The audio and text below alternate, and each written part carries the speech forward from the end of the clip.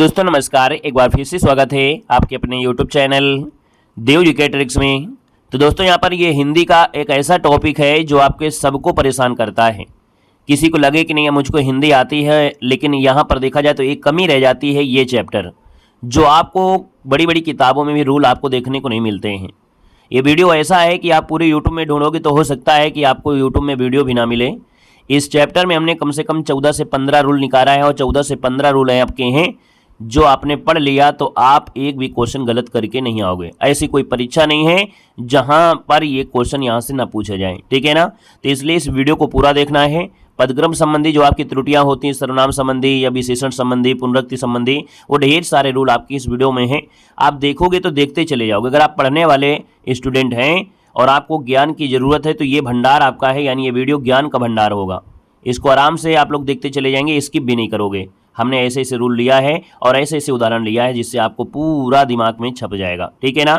इसी प्रकार के और भी वीडियो हमारे चैनल पर आपको मिल जाएंगे। जिस भी टॉपिक को पढ़ना है तो आप टॉपिक का नाम डालिए, चैनल का नाम डालिए, आराम से वीडियो मिल जाए। चाहे वो रस हो, चाहे छंद हो, चाहे अलंकार हो, चाहे आपके कुछ भी हो, आपका ऑल टोटल हमारे यहाँ पर हर चीज़ वीडियो मिल जाएंगे, ठीक है ना। तो चलिए सर स्टार्ट करते हैं। अच्छा आराम से पढ़िएगा, सेशन अच्छा लगे तो लाइक कर दीजिएगा, नए हैं तो चैनल को सब्सक्राइब भी कर लीजिएगा।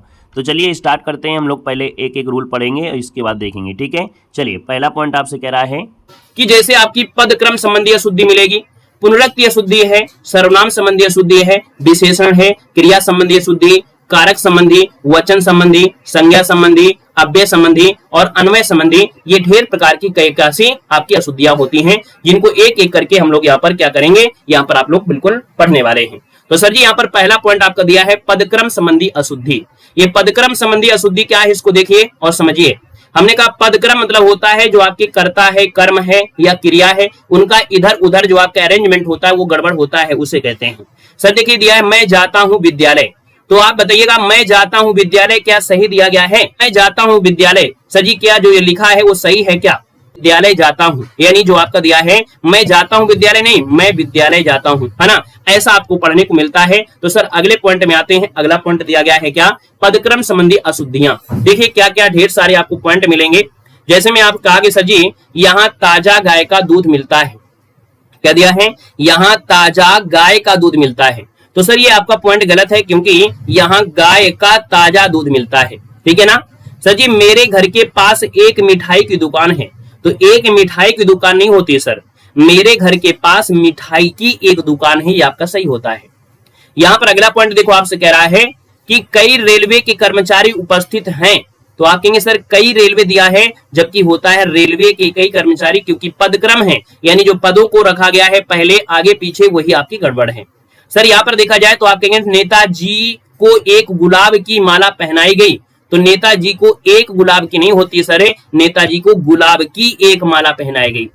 यहाँ पर देखो दिया गया है यह सरकारी महिलाओं का अस्पताल है, तो आप कहेंगे ये बिल्कुल आसान लग रहे हैं सर जी, ये पढ़े पढ़ाए हैं, अभी आप आगे बढ़ेंगे तो रूल आपको मिलेगा, परेशान नहीं होइएगा। सर यह महिलाओं का सरकारी अस्पताल, देखो ये सरकारी महिलाओं का नहीं, यह महिलाओं का सरकारी अस्पताल है, यानी पदक्रम संबंधी ये त्रुटियां आपको देखने को यहाँ पर मिल जाती हैं। अगले पॉइंट में आते हैं। आपके देखो ये आपकी चीजें आपकी हो गई, पुनरुक्ति संबंधी अशुद्धियां। अब देखिए अब आपके दिमाग में कुछ पॉइंट जो आपके आते हैं, जो आपकी गलतियां होती हैं, वो गलतियां अब आपको यहाँ से कम होने वाली हैं। यानी यहाँ पर देखा जाए पुनरुक्ति संबंधी अशुद्धि है, क्या कहते हैं कि यदि वाक्य में एक समान अर्थ देने वाले दो शब्द आ रहे हैं, एक समान अर्थ देने वाले दो शब्द आ रहे हैं, तो उनमें से एक शब्द हट जाएगा। यानी उत्तराखंड में अनेक दर्शनीय स्थल देखने योग्य हैं, तो ये तो आपका अशुद्ध है। क्यों अशुद्ध है? क्योंकि सर जी इसका शुद्ध ये बनता है कि उत्तराखंड में अनेक दर्शनीय स्थल हैं, यानी दर्शनीय का मतलब ही होता है देखने योग्य, और यहां पर भी लगा दिया है देखना दिया है, यानी दोनों को एक साथ नहीं रख सकते हैं, यानी दो बार इन चीजों का प्रयोग हुआ है। तो दर्शनी का मतलब होता है दर्शन धन ए, यानी आपका ये भी देखना है और सर ये भी देखना है, यानी एक का ही प्रयोग करेंगे, वो जिसका भी प्रयोग करना है आप कर सकते हैं। तो हमने कहा सर उत्तराखंड में अनेक दर्शनीय स्थल हैं, ये शुद्ध इसका हो जाएगा, ठीक है ना। अगले पॉइंट में आते हैं। पुनरुक्ति संबंधी आपको जो देखा जाए तो कुछ संबंधी आपको मिलेंगे। यदि वाक्य में एक समान अर्थ देने वाले दो शब्द हैं, उनमें एक आपको मिलेगा। देखो एक एक करके सभी चले गए। अब थोड़ा सा नया पॉइंट आपको मिलेगा।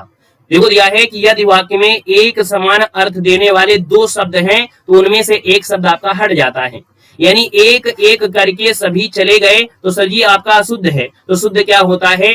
एक एक कर सभी चले गए, यानी जो आपका दिया है करके दिया है, क्या दिया है करके, तो ये करके शब्द क्या होता है, ये गलत होता है। यहाँ पर होता क्या है एक एक कर, यानी यहाँ पर क्या करेंगे सर, कर शब्द आपका होता है, जो के दिया गया है इसका प्रयोग नहीं होता है, यानी एक एक कर सभी चले गए ये शुद्ध होता है। इस बात को याद रख लेना है, यहाँ से गलतियां आपकी ढेर सारी होती हैं। क्या करेंगे, ये करके शब्द हटा के यहाँ पर क्या करेंगे, एक एक कर सभी चले गए। क्लियर है ना, क्योंकि ऐसा तो लग रहा है कि बिल्कुल सही है। आएगा नेक्स्ट पॉइंट में, नेक्स्ट पॉइंट दिया है सर पुनरुक्ति संबंधी अशुद्धियों में एक पॉइंट और सुनना है। यदि वाक्य में एक समान अर्थ देने वाले दो शब्द हैं तो उनमें से एक शब्द आपका हट जाएगा। उदाहरण के तौर पर देख लेते हैं, वह अपने वेतन का अधिकांश भाग खर्च कर देता है, ये तो आपका अशुद्ध दिया गया है ना। हमने कहा सर वह अपने वेतन, देखो हमने जो उदाहरण लिए हैं वो एग्जाम में पूछे गए लिए हैं, यानी जो एग्जाम में पूछे हैं, आप लोग आरओ परीक्षा दीजिए या किसी की दीजिएगा तो उसमें जो आपकी एग्जाम में पूछे गए उदाहरण वही हमने यहाँ पर लिया है। नहीं समझाने के लिए तो और कोई भी उदाहरण लिया जा सकता था, लेकिन इतना ही पढ़ लेंगे तो यही उदाहरण डायरेक्ट आपको एग्जाम में मिल जाएंगे। ठीक है ना,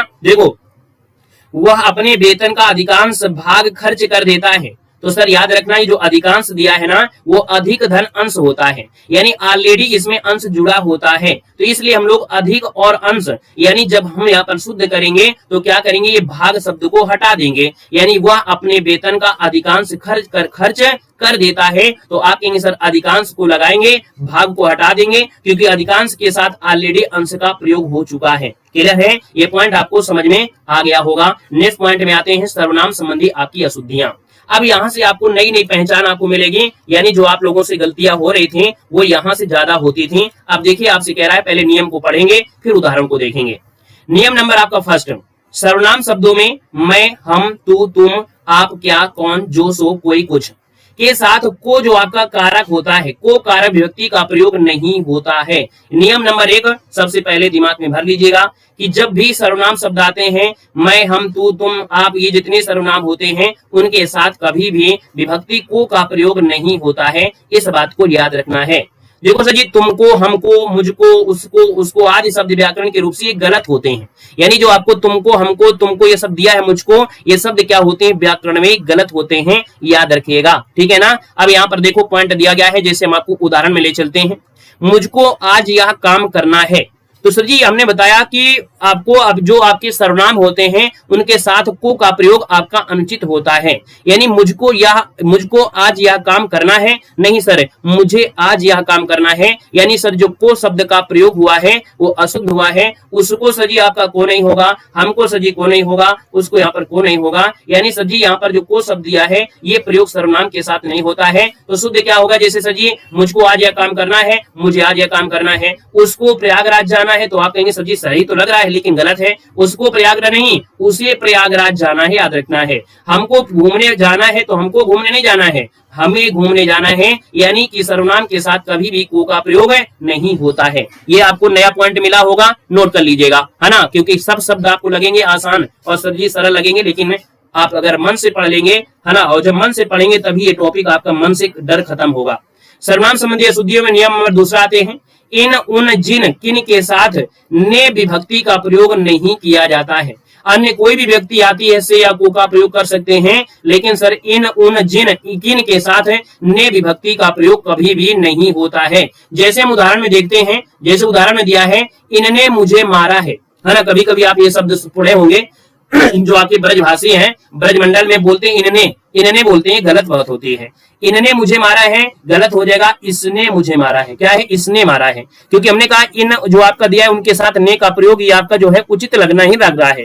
देखो उन दिया है, उनने किताब पढ़ ली तो उसने किताब पढ़ ली। किनने तुम्हें मना किया है तो किसने तुमने मना किया है। जिनने दिया है उन्हें ही वापस दो, सर जिसने दिया है उसे ही वापस दो, है ना। तो क्वेश्चन अब आपको मिले ना, तो सर जी आपका स्क्रीनशॉट इसको ले लीजिएगा कि जब भी कभी इन मिले या उन मिले या जिन मिले या किन मिले, इनके साथ ने का विभक्ति का प्रयोग नहीं किया जाता है, याद रखना है। क्लियर है, आप से का प्रयोग कर लीजिए, आपको का प्रयोग कर लीजिएगा। अगले पॉइंट में आते हैं। अगला पॉइंट दिया है सर्वनाम संबंधी आपकी अशुद्धियों में से नियम नंबर आपका 3, इन्होंने, उन्होंने, जिन्होंने, किन्होंने के साथ ने विभक्ति का प्रयोग किया जाता है। क्या, जब भी कभी इन्होंने, उन्होंने, जिन्होंने, किन्होंने अगर बोलता है तो सर यहाँ पर ने विभक्ति का प्रयोग करते हैं, अन्य किसी विभक्ति का प्रयोग नहीं किया जाता है, याद रखना है।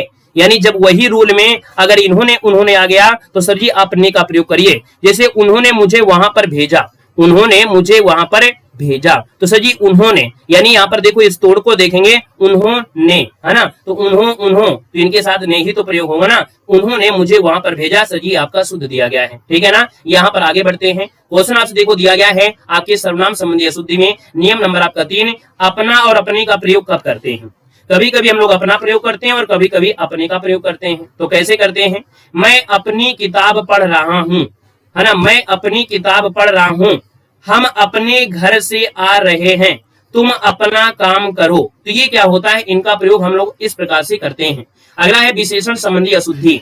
अब देखो विशेषण संबंधी अशुद्धियों में सबसे ज्यादा समस्या यहीं पर आती है, सबसे बड़ी समस्या यहीं आती है। आप देखेंगे कि दिया है मुंशी प्रेमचंद साहित्यकारों में श्रेष्ठतम है।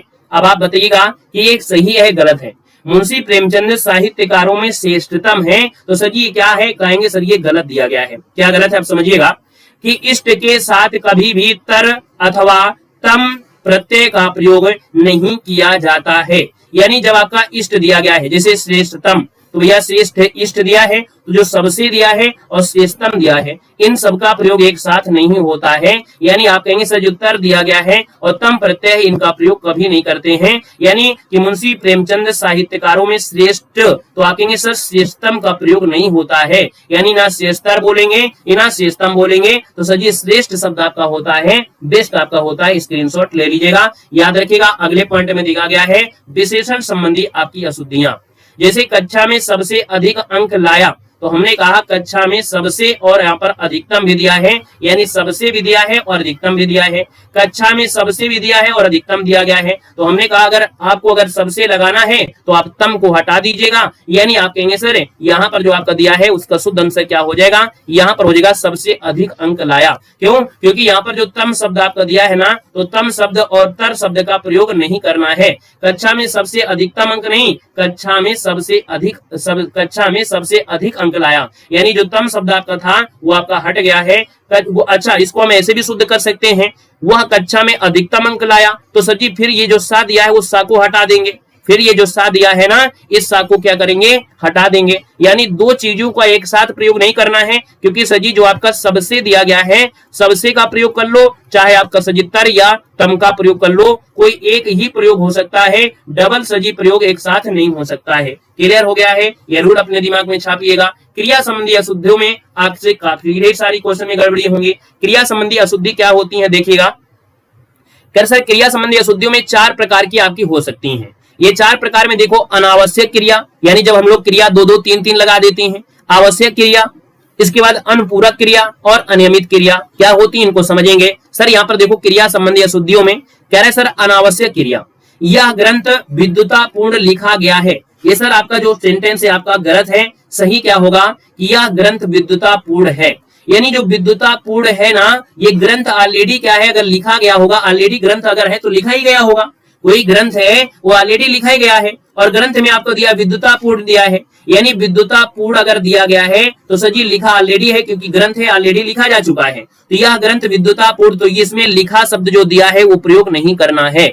सही क्या होगा, यह ग्रंथ विद्युतापूर्ण है ना, तो लिखा शब्द आपका नहीं प्रयोग होता है। स्क्रीनशॉट लेते हुए चलेंगे, एक एक पॉइंट को समझते हुए चलेंगे। सर क्रिया वाले में एस दिया गया है अनावश्यक क्रिया, यानी यहाँ अशोभनीय वातावरण उपस्थित है, तो ये पॉइंट आपका शुद्ध है, यानी यहाँ अशोभनीय वातावरण उपस्थित आपका गलत है, क्योंकि ये जो शब्द है एक्स्ट्रा, ये एक्स्ट्रा शब्द है ना, ये आवश्यक आ गया है, यानी अनावश्यक क्रिया आ गई है जिसकी जरूरत नहीं थी, इसकी जरूरत हमको नहीं थी। सही होता है यहाँ अशोभनीय वातावरण है, क्योंकि अगर वातावरण है तो ऑलरेडी उपस्थित होगा, तो आप कहेंगे सर उपस्थित शब्द का प्रयोग नहीं करना है, यानी ये एक्स्ट्रा आपकी क्रिया है, ये अनावश्यक क्रिया है जिसको आपको हटा देना है। ठीक है ना सर। अगला पॉइंट आपसे कह रहा है क्रिया संबंधी अशुद्धि, अनावश्यक क्रिया आपका हो गया, जैसे आपका देखो दिया है यह काम आप पर निर्भर करता है ना, तो निर्भर शब्द अगर दिया है तो ऑलरेडी कर्ता शब्द इसमें ऐड होगा, क्या कि यह काम आप पर निर्भर करता है, यानी कि कर्ता शब्द जो दिया है वो ऑलरेडी निर्भर पर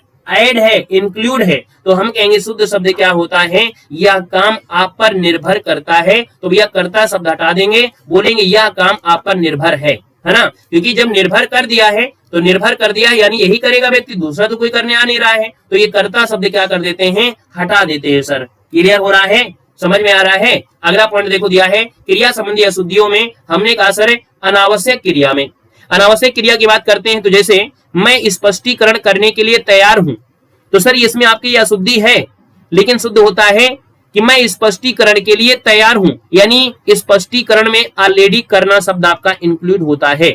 मैं स्पष्टीकरण करने के लिए नहीं होता है, मैं स्पष्टीकरण के लिए तैयार हूं, ये जो आपका स्पष्टीकरण है उसके साथ ऑलरेडी करना शब्द इंक्लूड होता है, याद रखना है। अगला दिया है थोड़ी देर बाद वे वापस लौट आए। हमने कहा सर जी कि थोड़ी देर बाद वे वापस शब्द जो दिया है लौटना, वापस शब्द के साथ लौटना भी होता है, तो आप चाहे इसको लगाइए चाहे इसको लगाइए तो शुद्ध होता है थोड़ी देर बाद वे लौट आए, है ना। ये वापस को प्रयोग नहीं करना है क्योंकि लौटना ऑलरेडी इनमें इंक्लूड आपका है, क्लियर है ना। तो कभी भी दोनों चीज का प्रयोग एक साथ नहीं होता है, ये अनावश्यक क्रिया है जो इनमें ऐड कर दी गई है, क्लियर है साथी। अगला पॉइंट दिया है क्रिया संबंधी अशुद्धियों में, यहाँ पर आवश्यक क्रिया, यानी आवश्यक क्रिया क्या है कि उसने खाना और पानी पिया। यहाँ पर बड़ा अच्छा क्वेश्चन है, समझिएगा। नमस्ते भैया, वेलकम है, समझिए बहुत अच्छा ये पॉइंट आपका है, उसने खाना और पानी पिया, ये आपका शुद्ध है। तो सर जी जो आपकी आवश्यक क्रिया है उसी को लगाना है, क्या लगाना है कि उसने खाना खाया और पानी पिया। क्या हो गया, उसने खाना खाया, यानी कि क्या होता है, ये जो आवश्यक क्रिया हो रही है वो हम यहाँ पर इंक्लूड कर देंगे, ऐड कर देंगे। सेंटेंस को शुद्ध बनाना है, यानी जब सेंटेंस को शुद्ध बनाना है तो आपको क्या करना है, जो आवश्यक क्रिया जरूरत पड़ रही है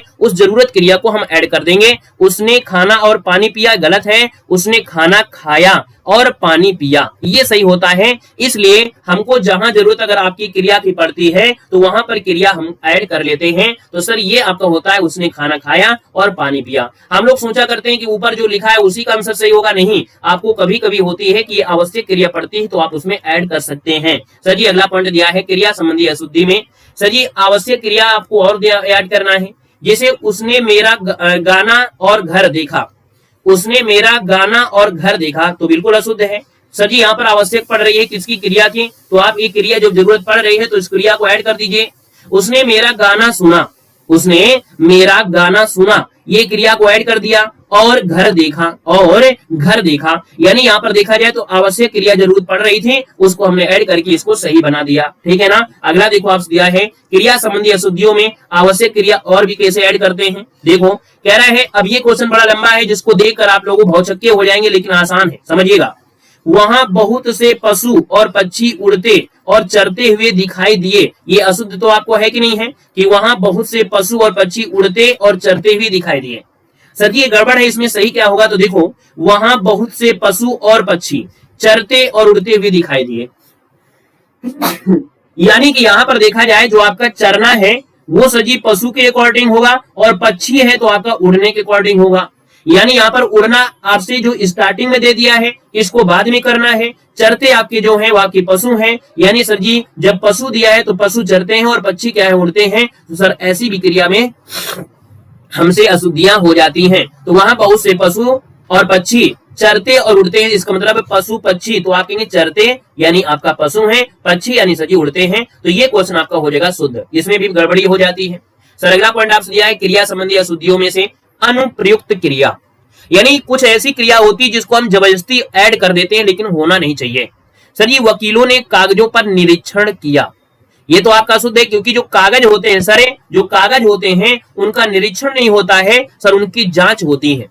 जब भी कभी आपसे कागज पूछे तो सर जी यहाँ पर जांच होती है, याद रखना है, क्लियर है ना, ठीक है ना। आइएगा अगले पॉइंट में, अगला पॉइंट दिया है क्रिया संबंधी अशुद्धियों में अनुप्रयुक्त क्रिया में कि हमारे शिक्षक प्रश्न पूछते हैं, अगर हम आपको यहाँ पर आंसर ना दिखाएं तो आप उसको गलत कर देंगे, लेकिन साथ में आंसर रखने का मतलब है कि हम इस क्लास को कम समय में आपको ज्यादा ज्ञान दे दें। बस समझ में आया कि अगर इसमें आंसर आपको दिखा रहे हैं इसका मतलब है कि आपकी क्लास को हम जल्दी से खत्म कर दें, इस वजह से।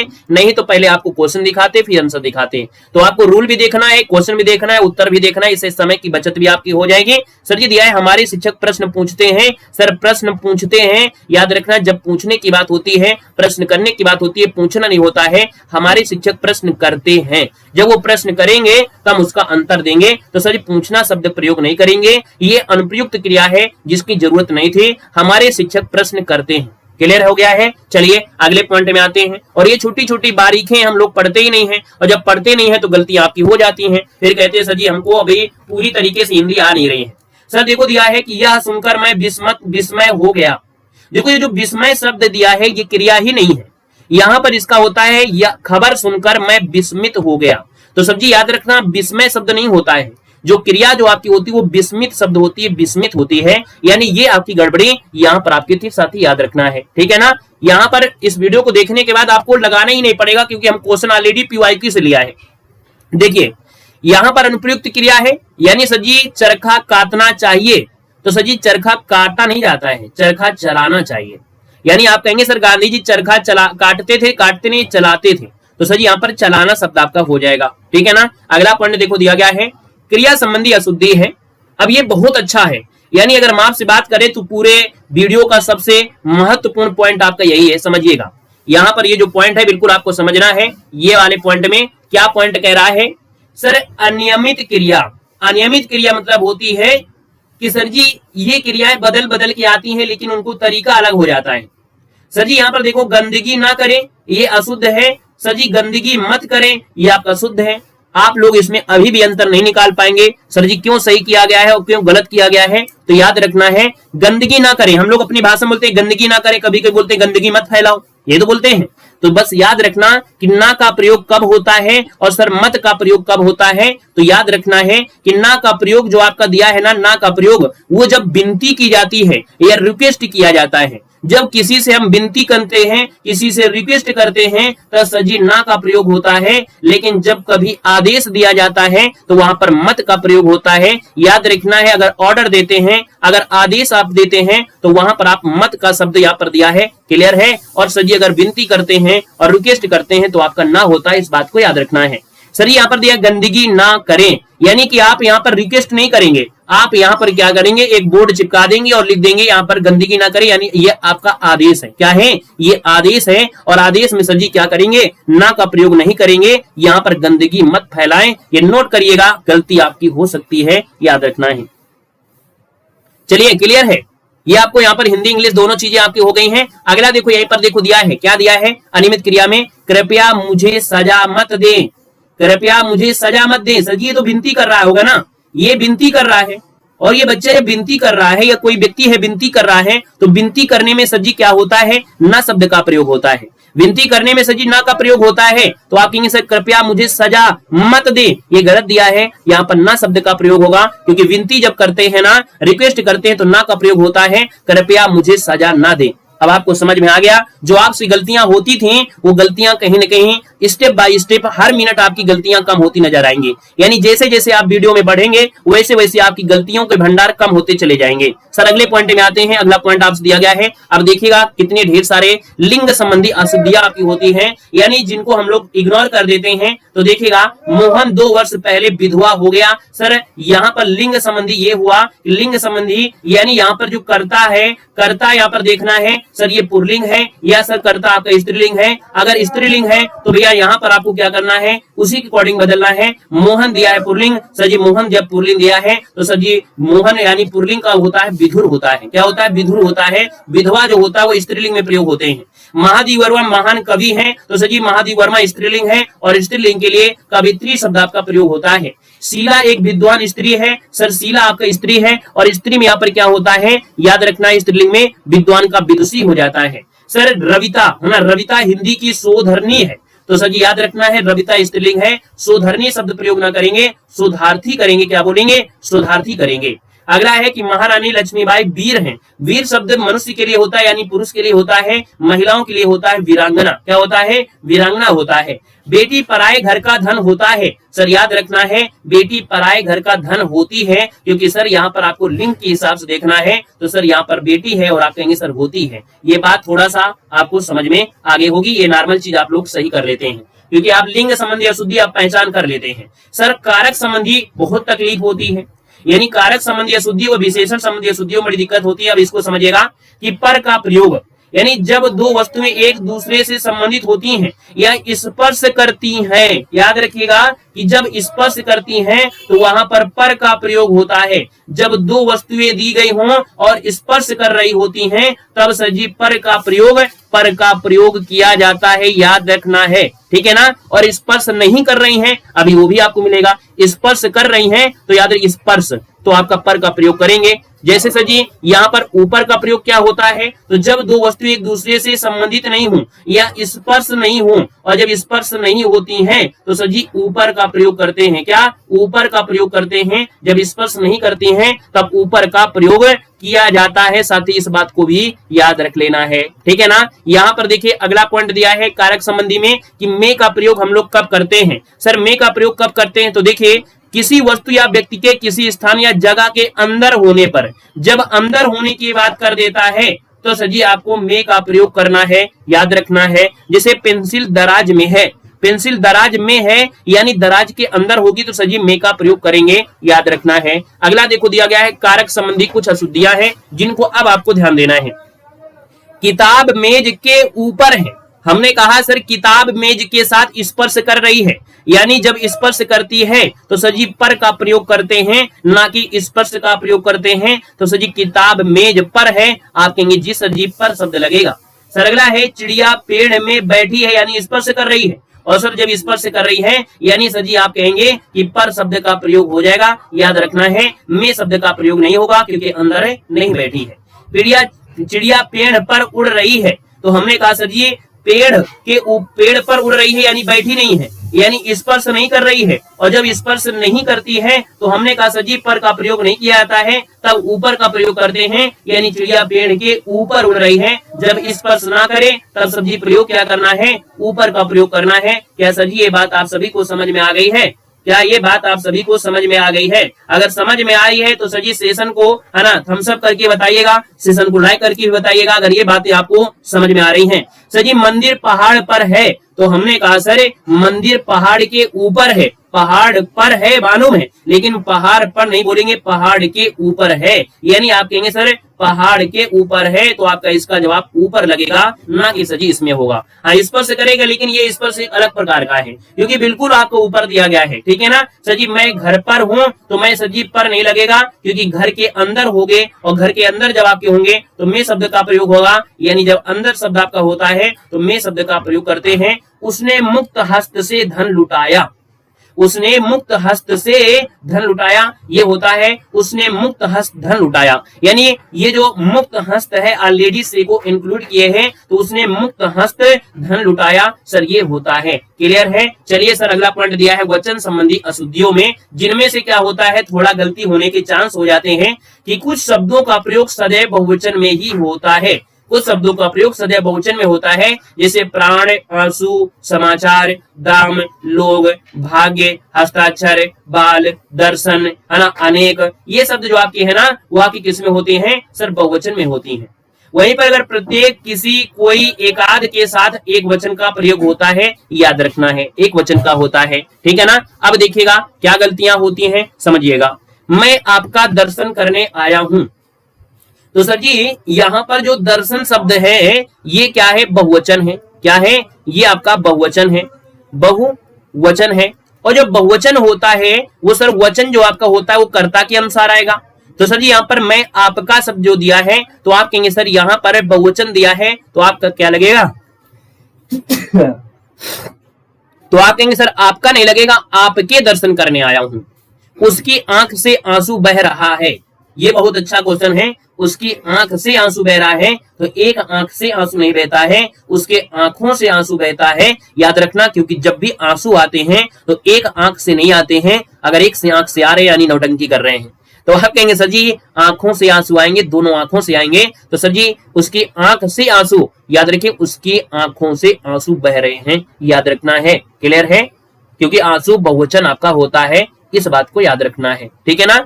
यहाँ पर दिया है उसका भाग्य अच्छा है, तो हमने कहा भाग्य बहुवचन है, तो सर जी भाग्य बहुवचन है तो भैया कर्ता के अनुसार उसका हो जाएगा उसके शब्द बनेगा। भगवान के अनेकों नाम हैं, तो हमने कहा भगवान के अनेक नाम हैं, क्योंकि अनेक शब्द का प्रयोग ये एक वचन में ही होता है। अनेकों शब्द का प्रयोग भी कभी नहीं करते हैं, क्योंकि अनेक शब्द एक वचन में ही होता है। अनेक शब्द जो आपका है वो एक वचन में ही होता है। ये जो आपका एक वचन में ही प्रयोग करेंगे, इसका प्रयोग हमेशा एक वचन में ही प्रयोग करेंगे, क्योंकि जो अनेक शब्द आपका होता है, अनेक शब्द जो आपका है वो क्या है सर, वो एक वचन ही है, याद रखना है एक वचन है। इसलिए ये अनेक शब्द, अनेकों शब्द को आप हटा देंगे और यहाँ पर अनेक शब्द कर देंगे। इसलिए आपको हमेशा अनेकों का प्रयोग के लिए सलाह नहीं दी जाती है। सर यहाँ सब श्रेणी के लोग उपस्थित हैं, तो सर जी जो श्रेणी शब्द दिया गया है, श्रेणी शब्द दिया गया है, यहाँ पर देखो यहाँ सब दिया है, तो सर जी यहाँ पर सभी श्रेणियों के लोग उपस्थित हैं, यानी सर यहाँ पर आपको क्या हो जाएगा, बहुवचन में आपको बदल देना है।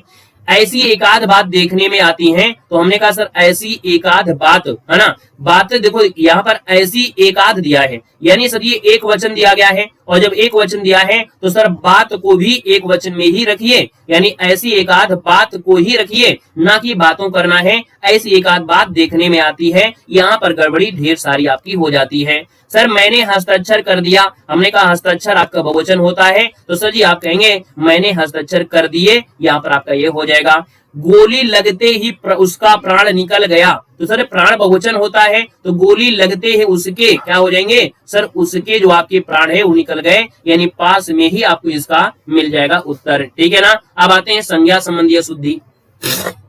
संज्ञा संबंधी शुद्धि में क्या होता है, अनावश्यक संज्ञा संबंधी शुद्धि जो हम लोग चाहते नहीं है और वो संज्ञा उसमें आ जाती है। दूसरी होती है अनुपयुक्त संज्ञा संबंधी अशुद्धि, है ना। देखिएगा यहाँ पर दिया गया है कि संज्ञा संबंधी अशुद्धियों में वह रोज पौधों को पानी से सींचता है, ये देखो अशुद्ध दिया गया है। हमने कहा यहाँ पर पानी एक संज्ञा है, पानी क्या है, संज्ञा है, और ये अनावश्यक संज्ञा है जिसकी जरूरत नहीं थी।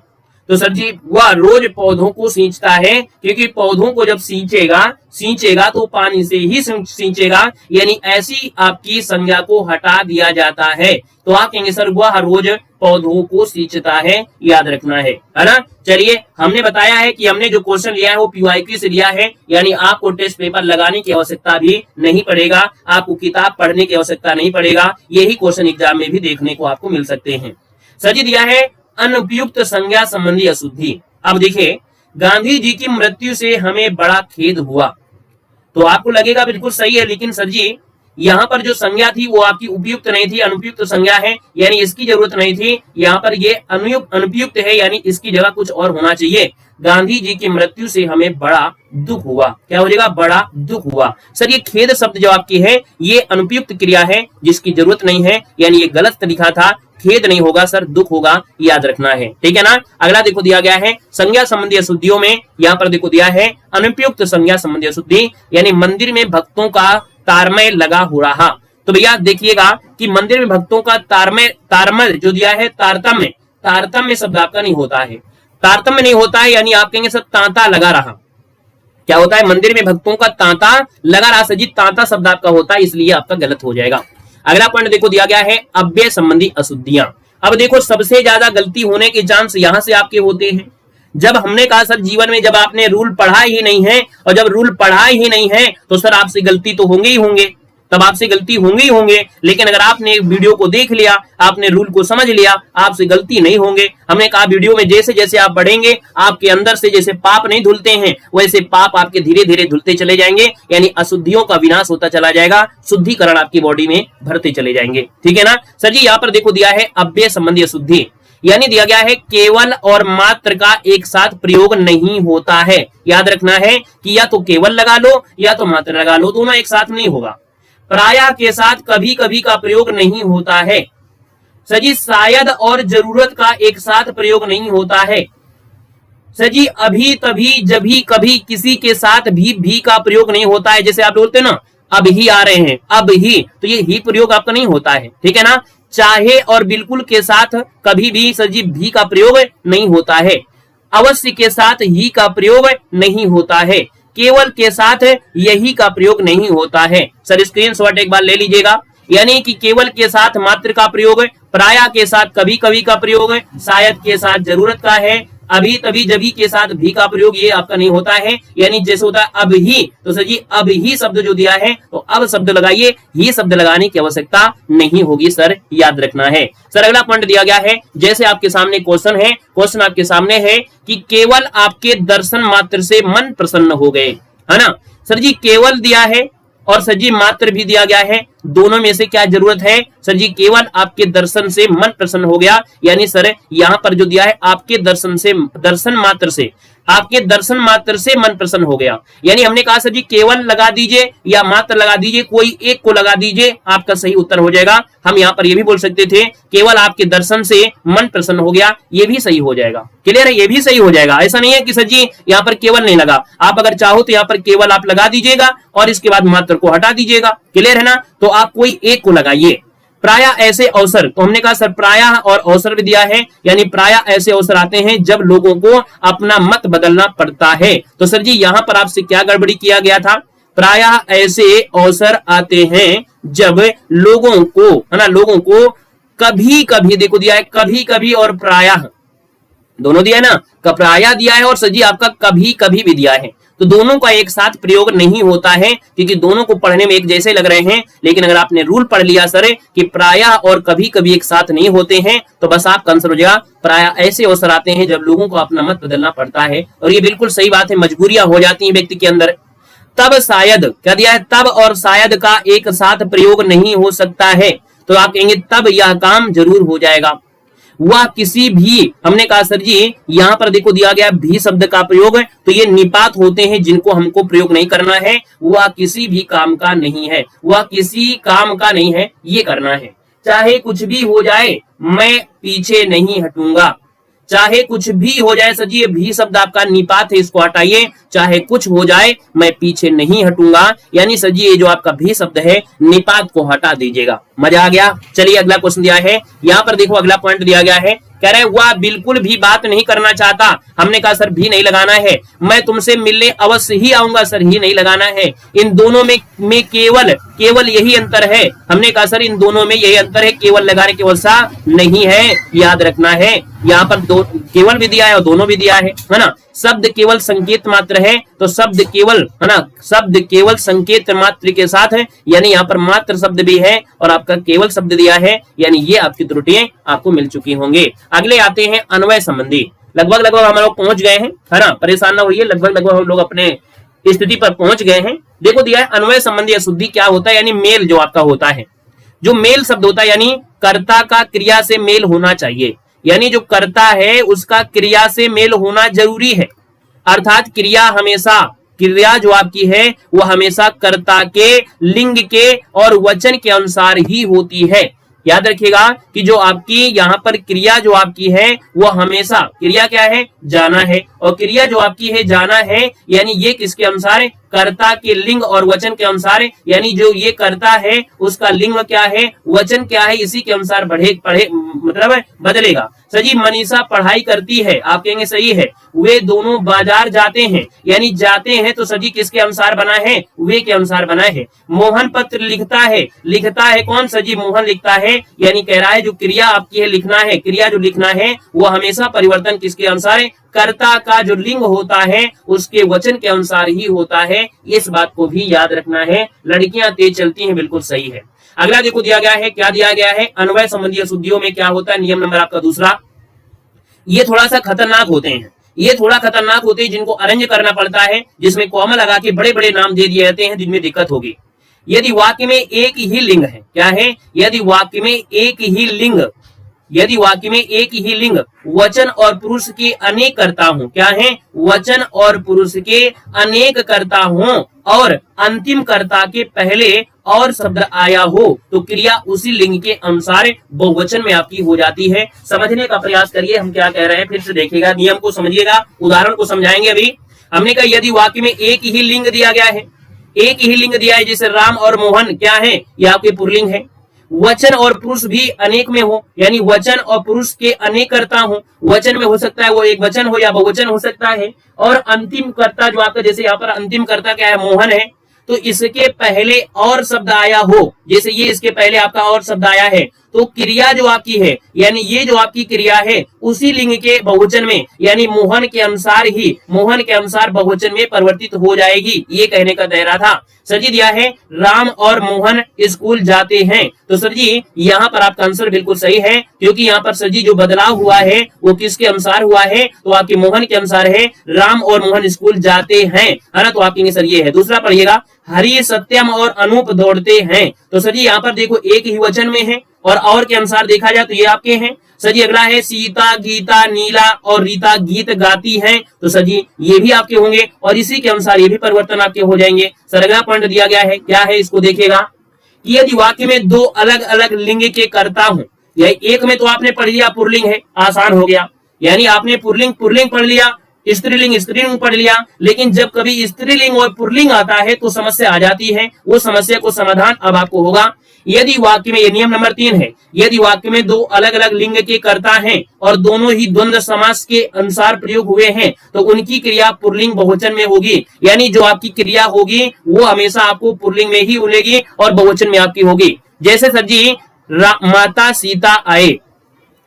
माता पिता आए, यानी यहाँ पर देखा जाए तो आपकी जो क्रिया है वो सर जी कैसी है, ये जो क्रिया है वो आपकी पुल्लिंग में है और सर जी आपकी बहुवचन में है। सीता राम वन को गए, सर जी सीता भी तो स्त्रीलिंग है लेकिन इसको पुल्लिंग नहीं कर रहे हैं, यानी सर जी सीता राम वन गए। नियम कहता है कि सर जी अगर कोई स्त्रीलिंग हो और आपकी पुल्लिंग हो, द्वंद्व समास में हो, तो सर याद रखना है जो आपकी क्रिया है वो पुल्लिंग में और बहुवचन में होगी, यानी सीता स्त्रीलिंग है, राम पुल्लिंग है, लेकिन फिर भी यहाँ पर गए शब्द जो दिया है पुल्लिंग में है, तो सीता राम वन को गए, तो आप कहेंगे सर ये गए शब्द आपका है इस प्रकार से रूल के अकॉर्डिंग। नर नारी गए, नर नारी गई नहीं, नर नारी गए, समझने का प्रयास करिएगा। जब बहुत अच्छे समझेंगे तो समझ में आएगा। प्रयास हम आपको पूरा कर रहे हैं कि आपको समझ में आए, इसलिए उदाहरण को साथ में ले लिए हैं, और उदाहरण ना साथ में लेते तो आपको समझने में थोड़ा समय लग जाता, ठीक है ना। सर जी स्त्री पुरुष एक दूसरे को पूरक हैं, तो सर जी यहाँ पर देखो स्त्री पुरुष एक दूसरे के पूरक हैं, ये आपका हो गया। सर इससे भी बड़े आपको मिलेंगे, अभी आप परेशान क्यों हो रहे हो, जो आप लोग हमेशा टेस्ट पेपर में लगाते हो।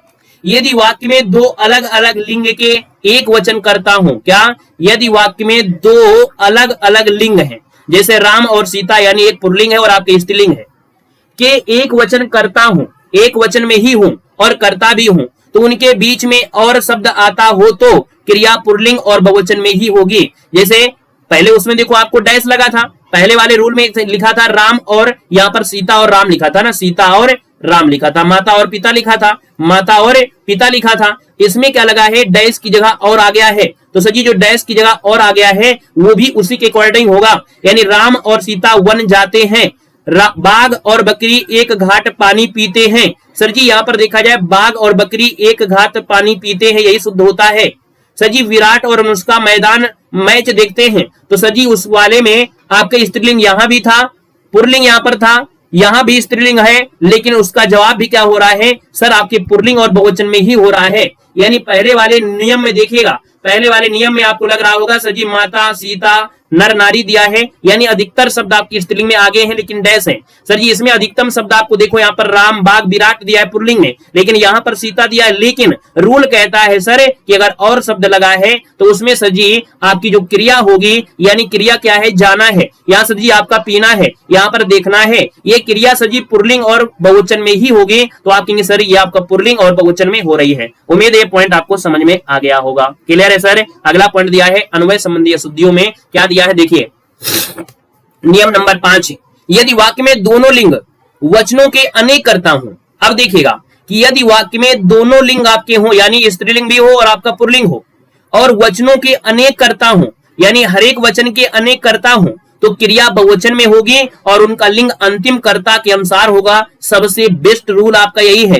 नियम जो आपका नंबर 5 है, ये सबसे ज्यादा गलती करने वाले आपका पॉइंट यही बनते हैं। कह रहा है यदि वाक्य में दो लिंग हो, जैसे एक बकरी और एक आपका क्या है गाय है, और वचनों की अनेक करता हूं, यानी सजीव बैल मैदान में चरते हैं, तो क्रिया जो आपकी होगी, यानी ये जो आपकी क्रिया है सर, वो बहुवचन में होगी और इनका जो लिंग होगा वो अंतिम कर्ता। अंतिम कर्ता क्या है, बैल है, अंतिम कर्ता यहाँ पर गाय है, अंतिम कर्ता यहाँ पर क्या है, महिला है। समझ में आ गया ना कि आपको ये दो पुरुष दो लड़का एक बकरी दो बैल 4 बकरी 10 बकरी से कोई मतलब नहीं है। अंतिम कर्ता यहाँ पर बैल है, अंतिम कर्ता यहाँ पर गाय है और अंतिम कर्ता यहाँ पर महिला है। उम्मीद है अब आपको समझ में आ गया है। तो थोड़ा सा इसको इरेज कर देते हैं और इसके बाद फिर से यहाँ पर बताएंगे कि जब सर जी 3-3 आपको दिया हो तो सर जी जो बदलाव होगा वो अंतिम में ही होगा, यानी इस लिंग से परिवर्तन होगा अंतिम कर्ता के अनुसार। तो 1 बकरी 2 गाय, देखो 1 बकरी 2 बैल, कई बैल मैदान चरते हैं। तो सर जी ये जो कई दिया गया है ये कई शब्द के अनुसार यहाँ पर परिवर्तन हुआ है। 1 बकरी 2 बैल कई गायें, और गाय स्त्रीलिंग में है, और जब गाय स्त्रीलिंग में है तो चरती है, यानी सर जी इसकी क्रिया क्या हो गई, स्त्रीलिंग में हो गई।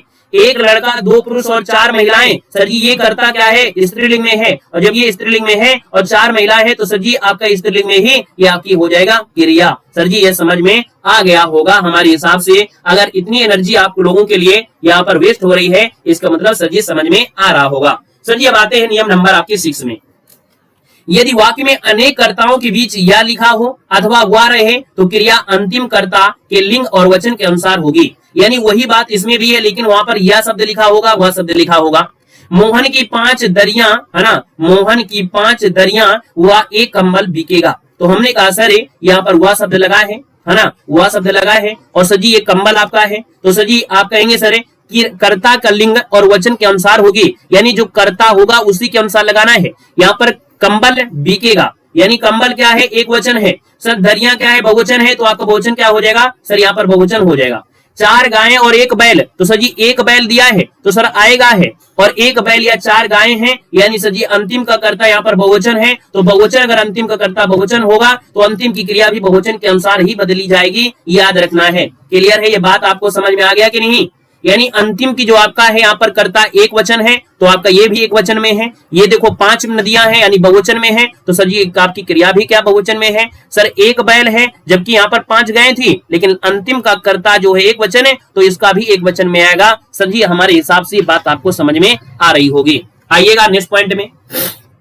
नेक्स्ट पॉइंट क्या दिया गया है, अन्वय संबंधी अशुद्धि में कह रहा है नियम नंबर आपके 7 में, यदि उत्तम पुरुष वक्ता खुद, मैं मेरा मुझको, मध्यम पुरुष श्रोता आप तुम तुमको, और अन्य पुरुष कोई तीसरा व्यक्ति है, एक वाक्य में कर्ता बनकर आए हैं।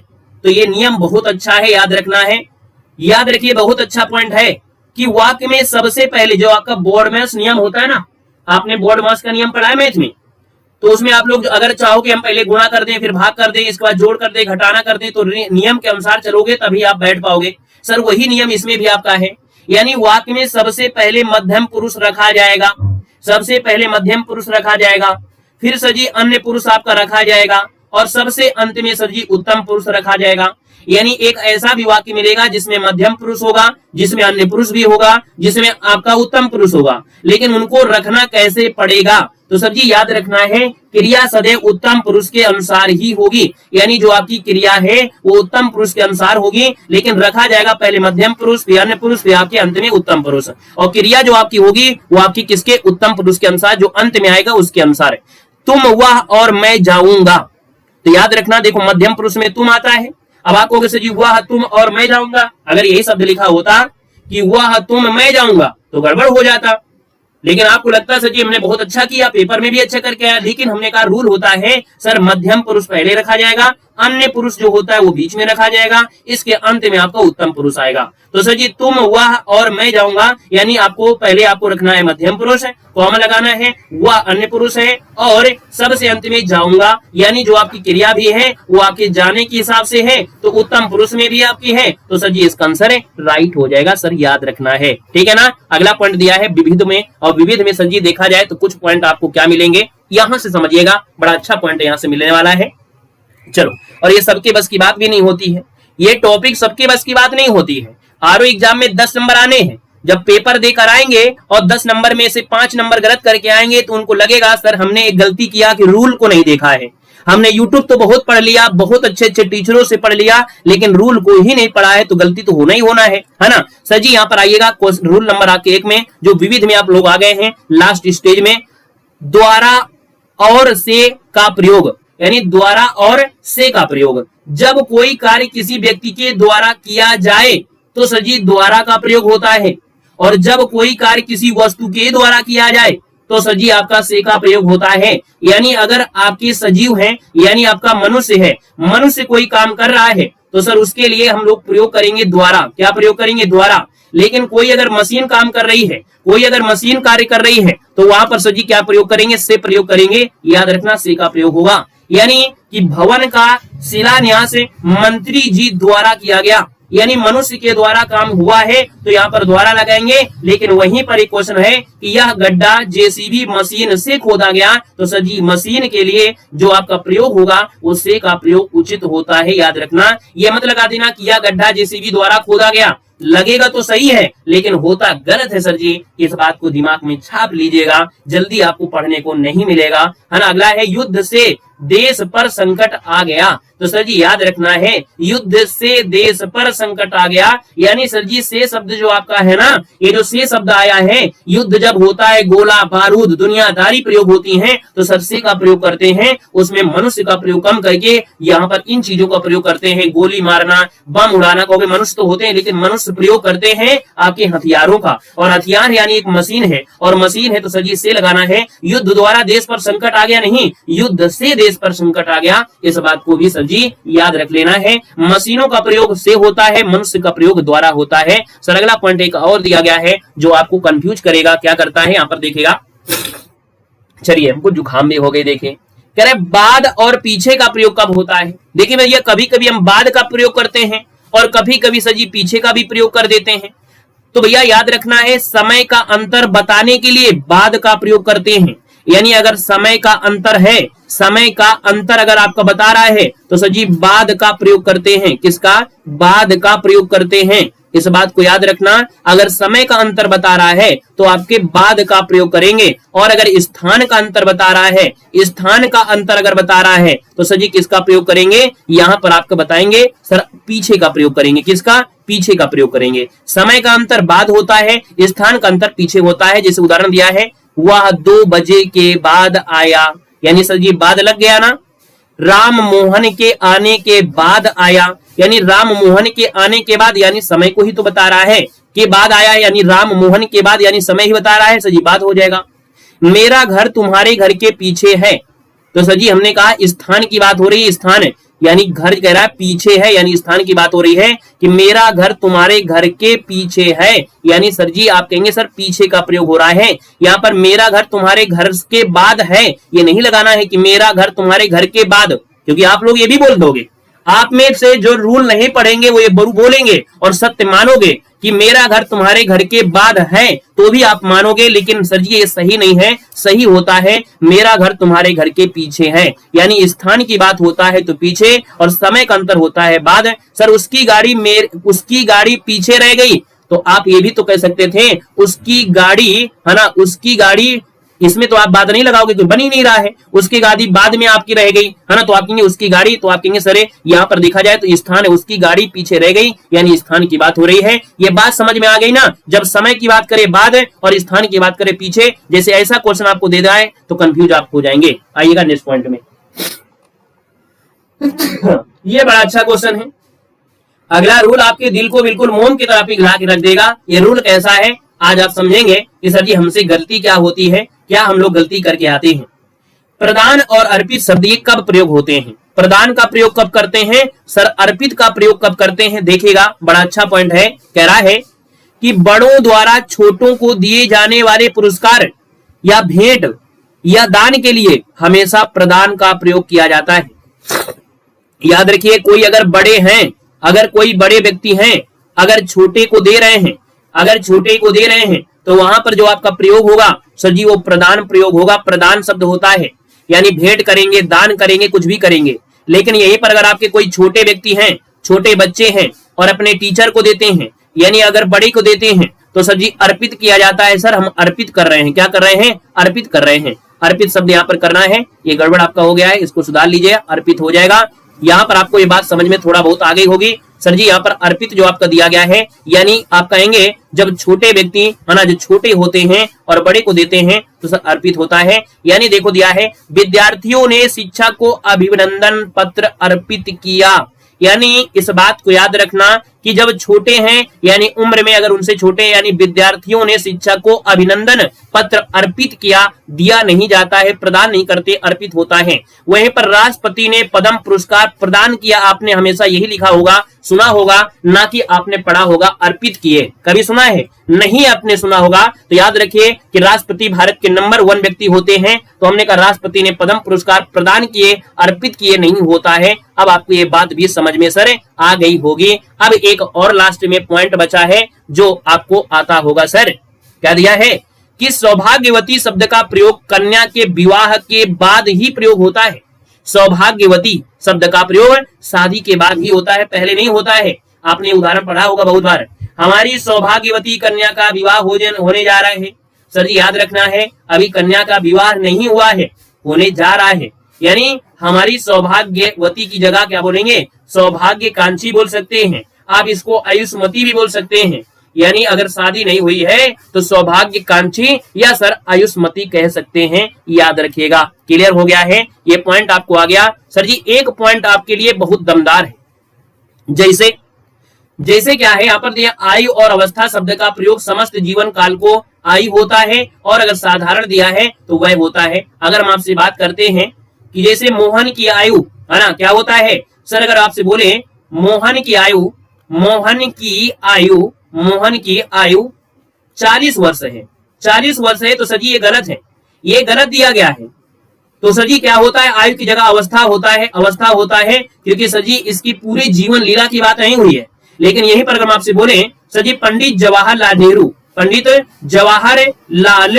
नेहरू इतने वर्ष की उम्र में अपने प्राण त्याग दिए, अपने ये कह सकते इतने वर्ष में ये भगवान को चले गए थे। यानी जब पूरे जीवन की घटना को बोल देते हैं, यानी व्यक्ति जब मृत्यु हो जाती है, तो ऐसी स्थिति में जब आपको होता है तब सर जी क्या होता? आयु होता है। और अगर साधारण की बात करते हैं तो सर जी आपका उम्र होगा। यानी इसको समझेंगे, लेकिन उसके पहले एक बात को समझिएगा, आयु वर्ष सेम होता है सर, वही तो बस अंतर निकालना है, वही तो अंतर आपको बता रहे हैं। इसमें अंतर है क्या, कब क्या प्रयोग करते हैं और कैसे प्रयोग करते हैं, वही चीज आपको यहाँ पर देखने को मिलेगी। कभी आयु प्रयोग करते हैं और कभी सर जी उम्र प्रयोग कर लेते हैं, है ना। तो देखो सर जी क्या है, कह रहे आयु और अवस्था यानी समस्त जीवन का प्रयोग आपका आयु होता है, और साधारण वर्ष या उम्र को अवस्था कहते हैं। यानी अगर हम आपसे बोले कि सर जी देव सर आपकी उम्र क्या है, तो उम्र नहीं बोलेंगे सर, अवस्था बोलेंगे। क्या बोलेंगे? अवस्था बोलेंगे। अगर हम आपसे बोले सर जी गांधी जी कितने है ना उम्र में मरे थे, तो ये बात गलत है। गांधी जी की अवस्था शब्द का प्रयोग करेंगे, क्योंकि उनके पूरे जीवन की घटना कालक्रम को दर्शाया गया था, याद रखना है। अब एक बात हम आपको बोलने वाले हैं, यहां से एक क्वेश्चन बनता है एग्जाम में, हमसे गलती हुई थी, एक दिन हम पेपर सोल्व कर रहे थे, उसमें हमसे गलती हो गई, वो गलती आप समझिएगा, उसको आपसे न गलती हो, सुधरने का प्रयास करिए। कह रहे सर जी खोज दिया गया है, सर उत्पत्ति दिया है, जन्म दिया है और आविष्कार दिया है, इन चारों में क्या अंतर है? इनमें से चारों में अंतर क्या है, समझने का प्रयास करेंगे। सर अगर हम आपसे बात करें कि कोई व्यक्ति अगर गर्भ से जन्म लेता है, यानी अगर कोई व्यक्ति गर्भ से जन्म लेता है तो उसको जन्म बोला जाता है, उत्पत्ति नहीं बोलते हैं, ना आविष्कार बोलते हैं, ना सर खोज बोलते हैं। क्लियर है? ये बात समझ में आई? अगर कोई व्यक्ति हो या कोई जंतु हो या कोई आपका जीव हो, वो अगर गर्भ से जन्म लेता है, गर्भ से अगर जन्म लेता है तो सर वो आपका जन्म शब्द कहलाएगा। लेकिन अगर सर जी यहाँ पर खोज की बात करें तो प्रकृति में ऑलरेडी उपलब्ध होती हैं, यानी प्रकृति में पाई जाने वाली वो चीजें जो हमको दिखाई नहीं दी गई और खोजी गई, जैसे ऑक्सीजन है। सर जी ऑक्सीजन है, ऑक्सीजन की खोज किसने किया? तो आप कहेंगे सर जी जब भी कभी ऐसे तत्व की बात करें जो ऑलरेडी पहले से ही मौजूद है, जिसका पता हमको नहीं था, उसकी जानकारी हमको अब हुई, तो सर वो आपकी खोज कहलाती है, याद रखना है। जैसे ऑक्सीजन हो गई, ऑक्सीजन की खोज हुई, ऑक्सीजन ऑलरेडी पहले ही थी। सर जी लोहा भी था, लेकिन लोगों को जानकारी नहीं थी, तो सर जी ऐसी चीज को खोज बोलते हैं। सर जी यहाँ पर उत्पत्ति क्या होती है और आपका आविष्कार क्या होता है, इन दोनों में अंतर बताइएगा क्या होता है। सर उत्पत्ति है और सर जी आपका दिया है आविष्कार दिया है। तो सर जी यहाँ पर अगर बोले सर जी जो साइकिल है या सर जी आपका जहाज है, जहाज किसी ने पहले से देखा था? किसी ने जहाज को देखा था पहले से? सर जी जहाज की उत्पत्ति हुई, कोई निकला है या आपके आसमान से निकला है या समुद्र से निकला है? नहीं सर जी, जब यह निकला नहीं है, इसको बनाया गया है, दिमाग में सोचा गया, लोगों की दिमाग के अंदर ये उपज आई, यानी जब ऐसी चीज आपकी होती है वो सर जी आविष्कार होती है, जिसको हम लोग अपने दिमाग का प्रयोग करके निकालते हैं, वो सर जी आपका आविष्कार होता है। सर जी उत्पत्ति तो अब आप समझ गए होंगे, यानी गर्भ से ना हो, किसी भी गर्भ से ना हो, बाकी प्रकृति के देन से जो भी आपको दिखाई पड़ जाए उत्पत्ति, जैसे आपका हो गया ज्वालामुखी, आपका हो गया तो ज्वालामुखी उत्पत्ति होती है ना, यानी प्रकृति के गर्भ से अगर हो रहा है तो वो उत्पत्ति हो जाएगा। सर जी ये चारों बातें आपको समझ में आ गई कि नहीं आ गई हैं? जब भी कभी आपको मिले ऑक्सीजन की खोज हुई या आविष्कार हुआ तो आप कहेंगे सर ऑक्सीजन की खोज होती है, ना उत्पत्ति, ना जन्म, ना आविष्कार। साइकिल की बात करें सर जी, ये जहाज की बात करें, जहाज की खोज हुई? नहीं सर जी, जहाज की खोज नहीं हुई थी, जहाज का आविष्कार हुआ, याद रखना है। सर अगला पॉइंट है यहाँ पर देखो दिया गया है, क्या दिया गया है? हाँ सर जी, आयु और अवस्था में चल रहे थे। सर जी इस समय आपकी आयु 28 वर्ष की है, यह शुद्ध है।